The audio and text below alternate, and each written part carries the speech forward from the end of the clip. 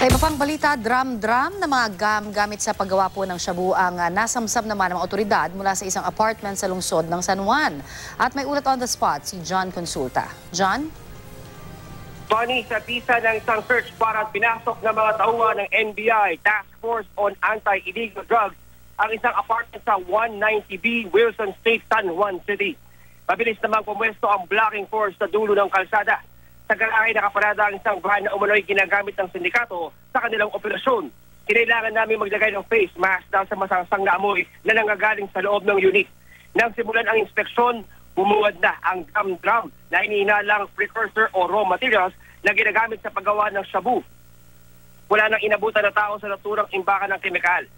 Sa NBI, konektado ang isinagawang raid sa 3 magkakahiwalay na operasyon noong Biyernes kung saan nakumpiska ang may mahigit 800 kilong shabu at naaresto ang 6 na tao kabilang ang 3 Chinese nationals. Sa ngayon ay tuloy-tuloy na rin ang pag-search sa loob para makuha ang iba pang kontrabando sa hideout na ito ng naturang drug syndicate. Muna rito sa San Juan, balik sa Ocani.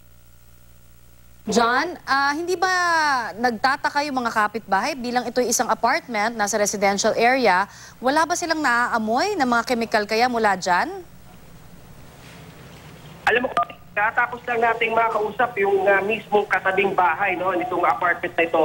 At sinasabi niya na wala raw silang naamoy. Bagamat kahina-hinala raw gusto talaga ng mga tao dahil yung mga nakikita raw niya ay puro mga Chinese nationals at hindi nakikipag-usap pa sa kanila. At ito ay madalas alanganing oras daw ng gabi kung dumating at matagal raw na bumabalik itong mga tao ito. At sa pagsabi nga nitong NBI sa kanila nakuha informasyon, ay itong lugar ng Tony ay isa sa mga sinasabing imbakan ng kemikal nitong mga tauhan ng naturang sindikato. Kaya patuloy pa rin ang sinasagawa nilang pag-search sa loob ng unit Tony upang makita pa ang ibabang mga kagamitan na ginagamit sa paggawa ng droga.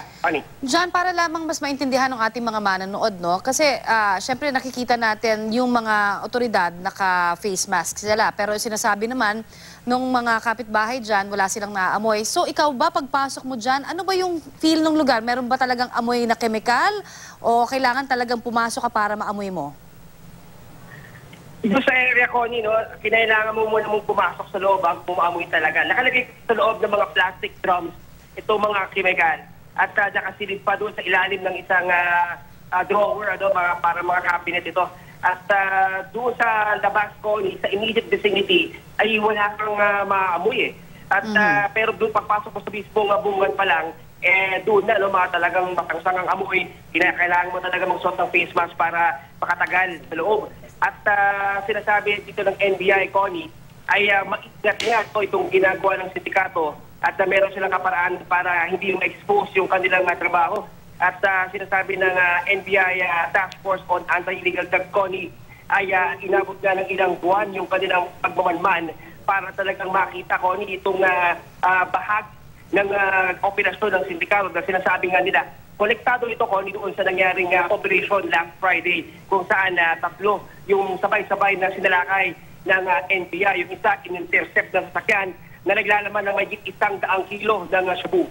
At sabi nga nila, Connie, ibang klase ng droga o ng kalidad ng shabu yung kanilang nakita rito dahil bukod sa mataas na klase, ay meron itong common denominator, meron itong Red Dragon na insignia na sinasabing nanggagaling nga doon sa isang partikular na sindikato ito.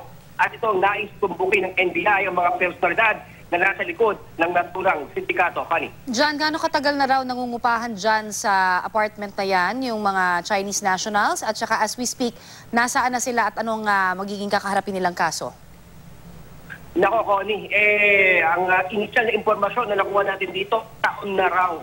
Itong pinag-inaat nila, itong lugar na to, itong apartment na to, dito sa may bahagi ng San Juan.